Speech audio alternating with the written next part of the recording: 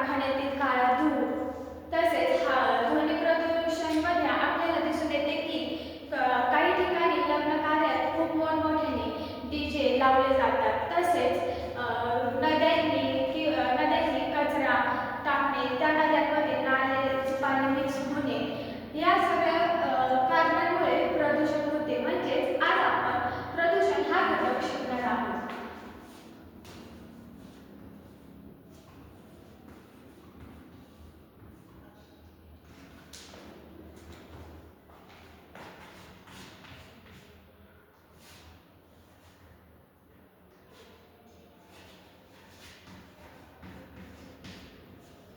प्रदूषण आपल्या आसपास असलेली हवा, पाणी, जमीन ही स्वच्छ असणे आवश्यक आहे, परंतु मानवी क्रियांमुळे पर्यावरण हे दूषित होत चालले आहे. या दूषित होणाऱ्या क्रियेलाच प्रदूषण असे म्हणतात. तर मुलांनो, तुम्हाला प्रदूषणाचे कोणकोणते प्रकार माहिती आहेत सांगता येईल?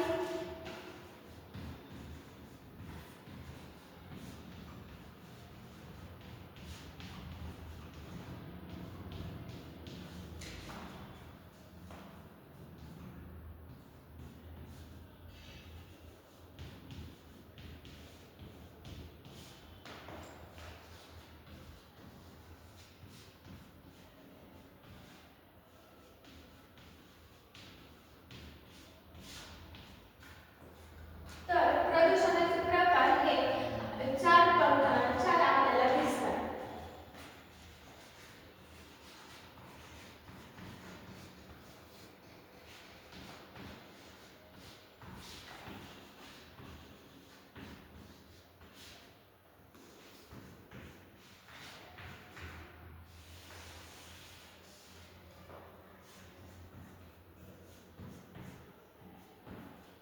पहिला प्रकार हवा प्रदूषण.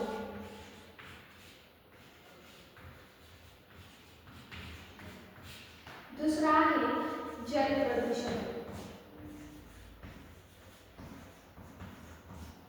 तिसरा ध्वनी प्रदूषण.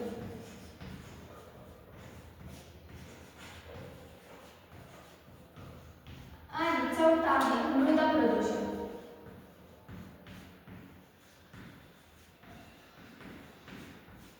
मुलांनो, आज आपण प्रदूषण म्हणजे काय व प्रदूषणाचे 4 प्रकार बघणार आहोत. हवा प्रदूषण, जल प्रदूषण, ध्वनी प्रदूषण व मृदा प्रदूषण. पहिला प्रकार आहे हवा प्रदूषण.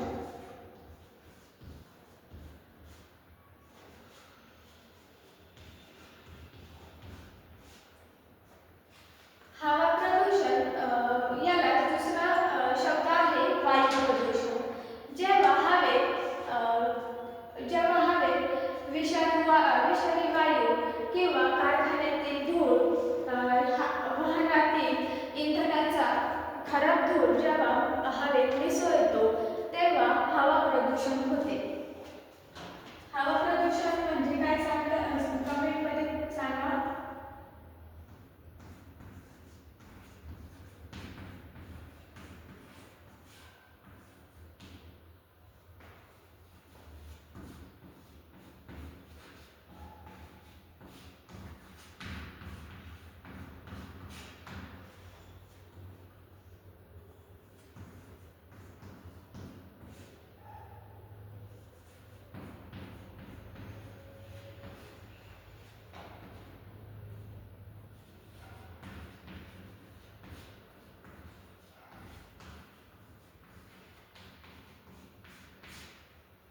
हवा प्रदूषणाचे उदाहरण आहे. पहिले उदाहरण आहे वाहनातील काळा धूर.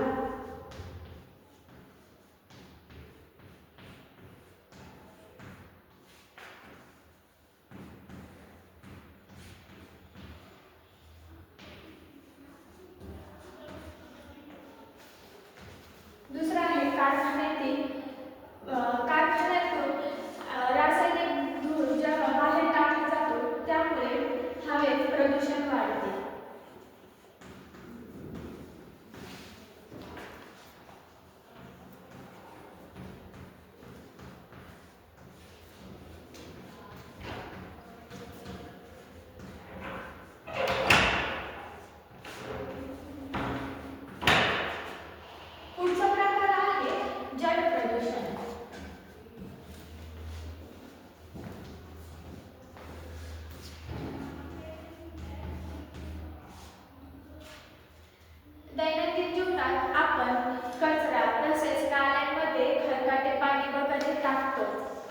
याने जल प्रदूषण वाढते. आधीच्या काळात नद्या ह्या पूर्णपणे स्वच्छ असायच्या. त्यामध्ये कोणत्या प्रकारचे कचरा किंवा कोणत्या प्रकारचे अन्न वगैरे टाकलेले दिसत नव्हते. त्यामुळे त्या काळात जलप्रदूषणाचे प्रमाण खूप कमी होते. परंतु आत्ताच्या जीवनात आपल्याला खूप नद्यांमध्ये खरकटे अन्न, तसेच पूजेतील वेगवेगळे साहित्य, फुलं, मूर्त्या, तसेच कारखान्यातील देखील रासायनिक क्रिया झाल्यावर जे अनावश्यक घटक असतात ते कारखान्यातील पाईपांद्वारे नद्यांमध्ये सोडलेले दिसतात. यामुळे जलप्रदूषण तयार होते. तर जलप्रदूषणाची कारणे कोणती आहेत? कारखान्यातील क्रिया झालेले पाणी,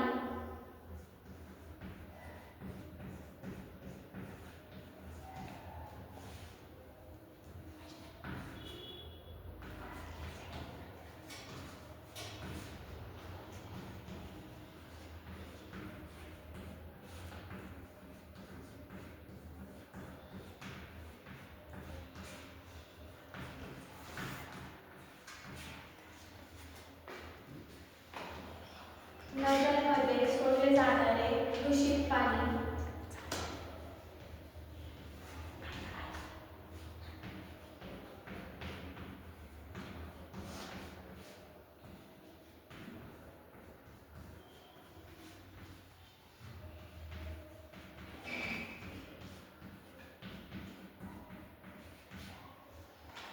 तर मुलांनो आपण याचं उदाहरण बघूया. पहिलं उदाहरण आहे नद्यांमध्ये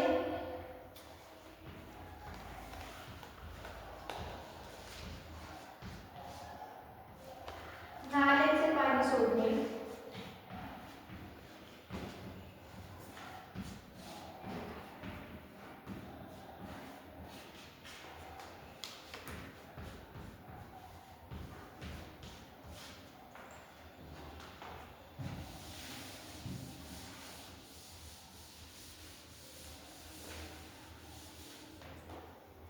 जलप्रदूषणाचे आपल्याला दुसरे उदाहरण म्हणता येईल की नद्यांमध्ये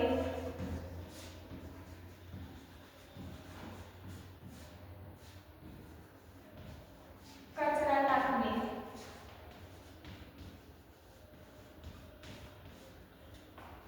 व पूजेचे सामान,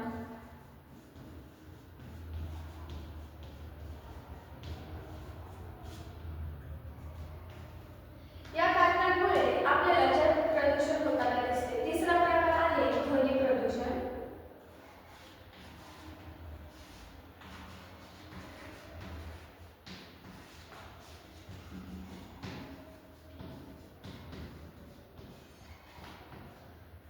ध्वनी प्रदूषण हे दैनंदिन जीवनात आपल्याला दिसून येते की रोडने जाणाऱ्या वाहतूक काही ठिकाणी गरज नसताना त्याचे जोरजोरात आवाज करणे, तसेच हॉर्न वाजवणे.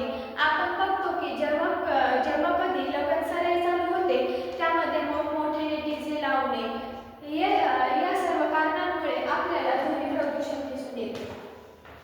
उदाहरण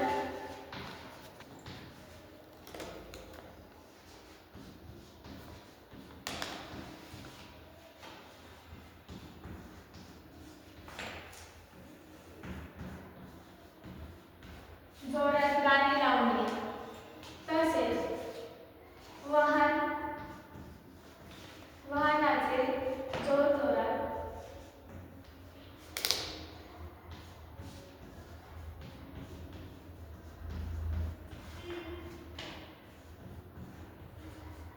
हॉर्न वाजवणे, यामुळे ध्वनी प्रदूषण होताना दिसते. चौथा प्रकार आहे मृदा प्रदूषण. आपल्याला हे प्रदूषण दैनंदिन जीवनात जास्त दिसून येतात, पण मृदा प्रदूषण हे काहींना माहीत नसेल, तर काहींना याबद्दल देखील माहिती आहे.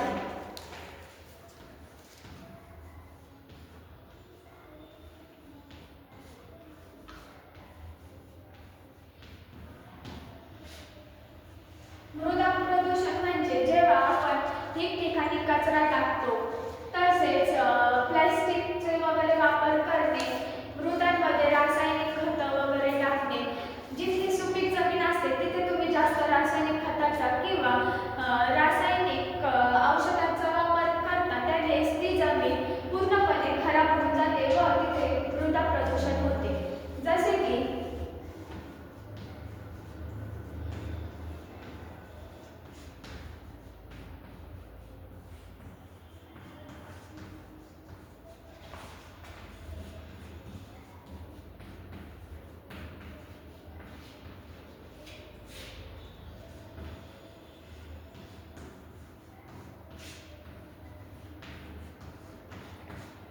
जेव्हा आपण सुपीक जमिनीवर रासायनिक क्रिया करतो, तेव्हा तिथली जमीन खराब होऊन पीक कमी देते व त्याची सुपीकता कमी होते, त्यामुळे मृदा प्रदूषण होते. तसेच आपल्याला दुसरं उदाहरण बघता येईल की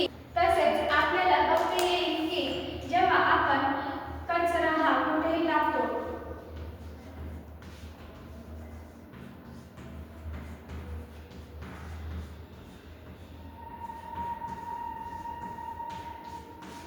जेव्हा आपण कचरा कुठेही टाकतो त्यामध्ये भरपूर प्रमाणात प्लॅस्टिक असते, त्याने देखील मृदेवर परिणाम होतो.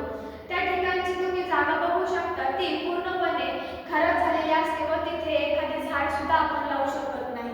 तिथलचा कचरा उचलल्यानंतर त्या जमिनीत जीवनसत्वच नसतात की आपण तिथलची जमीन कोणत्या इतर गोष्टीसाठी वापरू शकतो. तर मुलांनो, तुम्हाला प्रदूषण म्हणजे व प्रदूषणाचे प्रकार समजले असतील. तर मी तुम्हाला काही प्रश्न विचारते, तुम्ही मला त्याचे कमेंटमध्ये उत्तर द्या. प्रदूषण म्हणजे काय, याचे उत्तर तुम्ही मला कमेंट बॉक्समध्ये सांगा. तसेच ध्वनी प्रदूषणाचे तुम्हाला अजून कोणते उदाहरण माहिती आहे ते सांगा. धन्यवाद.